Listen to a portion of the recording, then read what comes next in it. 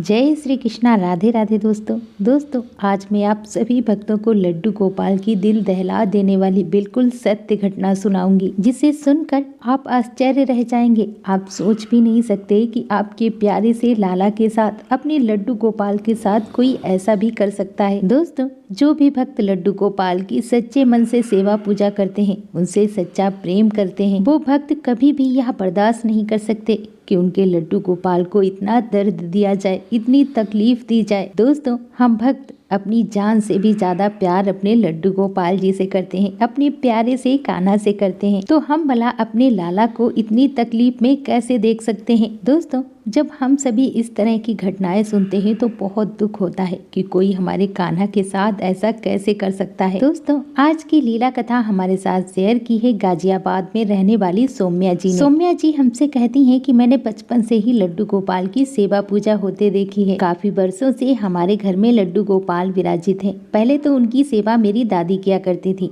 उसके बाद अब मेरी मम्मी लड्डू गोपाल की सेवा करती हैं। और जैसे ही धीरे धीरे मैं बड़ी होती गई, समझदार होती गई, मैं भी अपनी मम्मी के साथ लड्डू गोपाल की सेवा करने लगी। अब मैं और मेरी मम्मी दोनों ही मिलकर अपने लाला की सेवा बड़े ही प्रेम भाव से करते हैं। सौम्या जी कहती हैं कि सुबह सुबह उठकर मैं ही लड्डू गोपाल की सेवा पूजा करती हूँ। सुबह मेरी मम्मी घर के काम करती हैं और मैं ठाकुर जी को स्नान कराती हूँ, उनका श्रृंगार करती हूँ, उन्हें भोग लगाती हूँ। और जब मैं कॉलेज चली जाती हूँ तब मेरी मम्मी लड्डू गोपाल की सेवा पूजा करती हैं। ऐसे ही हम बड़े ही प्रेम भाव से मिलकर लड्डू गोपाल की सेवा करते हैं। सौम्या जी बताती हैं कि पहले मेरे घर पे 0 नंबर के छोटे से लड्डू गोपाल थे, लेकिन इसके बाद हम एक और बड़े से लड्डू गोपाल जी लेकर आए और उनके साथ राधा रानी का भी श्री विग्रह लेकर आए। मैं तीनों की बड़े ही प्रेम भाव से सेवा पूजा करती हूँ। सौम्या जी बताती हैं, ऐसे ही ठाकुर जी की सेवा में हमारा समय बीत रहा था। एक बार हुआ यूं कि मेरे चाचा के बेटे की शादी थी। सभी मेहमान आए हुए थे, हमारे घर पे भी मेहमान थे, क्योंकि चाचा के बेटे की शादी थी। जो हमारे बहुत ही ज्यादा करीबी रिश्तेदार थे वह 1-2 दिन पहले ही आ गए थे, पर मैं और मेरी मम्मी मिलकर लड्डू गोपाल की सेवा हमेशा की तरह किया करते थे। सौम्या जी बताती हैं कि ऐसा बिल्कुल भी नहीं था कि मैं शादी की वजह से अपने लड्डू गोपाल जी को भूल जाऊं, या बहुत सारे मेहमान थे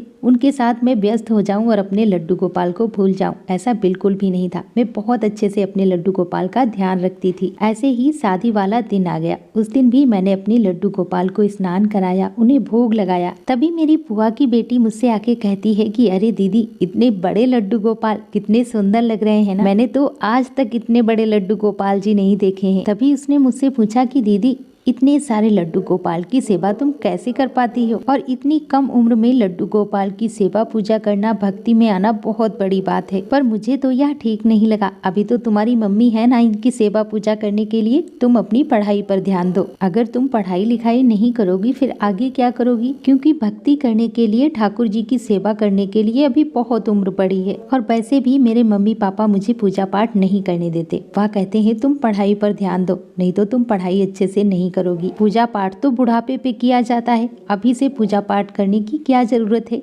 मेरे मम्मी पापा जो मुझे बोलते हैं सो मैंने तुमसे बोल दिया। सौम्या जी बताती हैं कि मेरी बुआ की बेटी मुझसे लगभग 2 वर्ष छोटी है। सौम्या जी बताती हैं कि मुझे मेरी बुआ की बेटी की बात बिल्कुल भी अच्छी नहीं लगी और मुझे गुस्सा भी आया। पर मैं उस टाइम अपने ठाकुर जी की सेवा कर रही थी, उनका श्रृंगार कर रही थी, उन्हें स्नान करा रही थी, इसीलिए मैंने उससे ज्यादा कुछ भी नहीं कहा। बस इतना कहा कि अच्छा, लड्डू गोपाल की सेवा करने के लिए भी कोई उम्र होती है क्या। लड्डू गोपाल की सेवा करना, उनसे प्रेम करना बड़े ही सौभाग्य की बात है। मेरी भी मम्मी को किसी ने लड्डू गोपाल गिफ्ट में दिए थे। मैंने तो उन्हें ऐसे ही बिठा दिया था मंदिर में। मेरी मम्मी तो लड्डू गोपाल की सेवा पूजा करती नहीं थी और मैं भी लड्डू गोपाल की सेवा नहीं करती थी। मुझे देखने में तो लड्डू गोपाल जी बहुत अच्छे लगते हैं, पर उनकी सेवा करना मुझे थोड़ा कठिन लगता है, थोड़ा अजीब सा लगता है। कुछ लोगों ने मुझसे कहा भी कि तुमने तो अपने लड्डू गोपाल जी को इस तरह से बिठा रखा है, इनको इस तरह से नहीं बिठाया जाता है, इनको प्रतिदिन स्नान कराया जाता है, वस्त्र पहनाए जाते हैं, इन्हें भोग लगाया जाता है। पहले कुछ दिन तो मैंने उनकी सेवा पूजा की,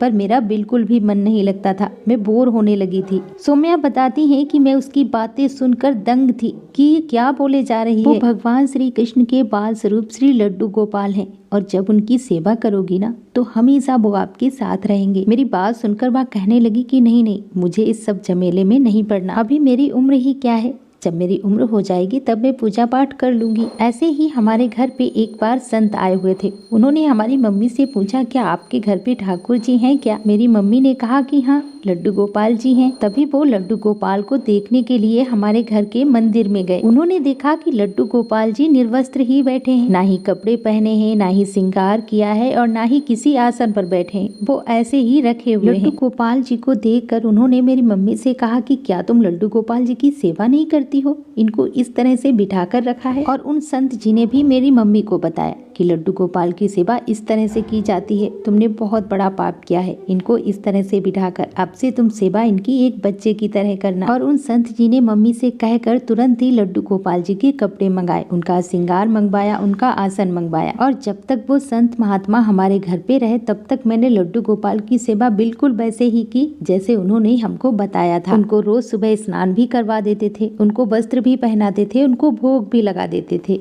और उन बाबा जी ने मेरी मम्मी से कहा कि अब से तुम हमेशा लड्डू गोपाल की सेवा बिल्कुल ऐसे ही करना, जैसे तुम अपने बच्चे का ध्यान रखती हो वैसे ही लड्डू गोपाल का भी ध्यान रखना। इसके बाद जब वह संत जी हमारे घर से चले गए तब मैंने और मेरी मम्मी ने सोचा कि जो भी हमारे घर में आता है वो हमसे यही कहता है कि लड्डू गोपाल की सेवा ऐसे करो वैसे करो, इनको स्नान कराओ, इनका श्रृंगार करो, इन्हें भोग लगाओ। और हमारा मन तो बिल्कुल भी लड्डू गोपाल की सेवा में नहीं लगता था। इसीलिए मैंने सोचा कि ऐसा करते हैं, इन लड्डू गोपाल को कहीं छुपा देते हैं। और तभी मैंने उन लड्डू गोपाल को उठाकर अपने घर की एक अलमारी में रख दिया, जिससे ना ही उन्हें कोई देखेगा और ना ही कोई हमसे सेवा करने के लिए कहेगा। सौम्या जी बताती है कि जैसे ही मैंने उसके मुंह से यह बात सुनी मैं तो बिल्कुल दंग ही रह गई। मैं आश्चर्य रह गई कि ऐसा भला कोई कैसे कर सकता है। और तभी मैंने उससे कहा कि देख, तो लड्डू गोपाल के साथ ऐसा बिल्कुल भी मत करना, आज से जाकर तो उनकी सेवा पूजा करना। लेकिन उसने मुझे साफ मना कर दिया कि मैं उनकी सेवा पूजा नहीं कर सकती। और वैसे भी मेरी मम्मी को घर पे बहुत सारे काम रहते हैं, वो घर का अकेले ही सारा काम करती है और मैं कॉलेज जाती हूँ क्योंकि मुझे पढ़ाई करनी है। मैं अभी से ये सेवा पूजा नहीं कर सकती। इसके बाद मैंने उससे ज्यादा कुछ भी नहीं कहा क्योंकि वह हमारे घर पे शादी में आई हुई थी। वह हमारे घर की मेहमान थी और मेहमान वैसे भी भगवान के समान होते हैं। जब शादी हो गई, शादी के बाद सारे मेहमान चले गए, जब मेरी बुआ भी जाने लगी तब मैंने बुआ जी से अकेले में बात की। और मेरी मम्मी ने भी बुआ जी से बात की कि दीदी, अगर आप लड्डू गोपाल जी की सेवा नहीं करते हो तो आप लड्डू गोपाल जी को हमें दे दो, हम उनकी सेवा पूजा कर लेंगे। पहले तो बुआ जी बिल्कुल चुप हो गई। तभी मैंने कहा कि बुआ जी, आप तो लड्डू गोपाल की सेवा वैसे भी नहीं करते हो, आपने तो उन्हें ऐसे ही रख दिया है, तो आप मुझे दे दो ना लड्डू गोपाल, मैं उनकी सेवा पूजा अच्छे से कर लूंगी। और वैसे भी मैं अपने घर पे लड्डू गोपाल की सेवा करती हूँ, साथ में मैं उनकी भी सेवा करूंगी। मेरी बात सुनकर मेरी बुआ ने हाँ कर दी। इसके बाद जब बुआ जी घर गई, उन्होंने बाद में वह लड्डू गोपाल मेरे घर पे भिजवा दिए। सौम्या जी बताती हैं कि अब बड़े ही प्रेम भाव से हम उन लड्डू गोपाल की भी सेवा पूजा करते हैं। उन लड्डू गोपाल की सेवा करते हुए हमें लगभग 4 वर्ष का समय बीत गया है। और जब से मैं लड्डू गोपाल की सेवा पूजा करती हूँ तब से मैं आपको शब्दों में नहीं बता सकती कि उन्होंने हम सब के साथ कितनी लीलाएं की हैं। पहले हम लोगों की आर्थिक स्थिति नॉर्मल थी, लेकिन जब से हम लोग लड्डू गोपाल की सेवा पूजा करते हैं हमारे पापा का कारोबार बहुत अच्छे से चल रहा है। हमारे सभी लड्डू गोपाल जी, राधा रानी जब तैयार होकर सोफे पर बैठते हैं तो मेरा घर स्वर्ग सा लगता है। और अब मेरे सभी लड्डू गोपाल जी बहुत खुश रहते हैं और इसका अनुभव भी हमें होता है। दोस्तों, सौम्या जी कहती हैं कि कोई भी कभी भी लड्डू गोपाल जी को गिफ्ट में ना दे।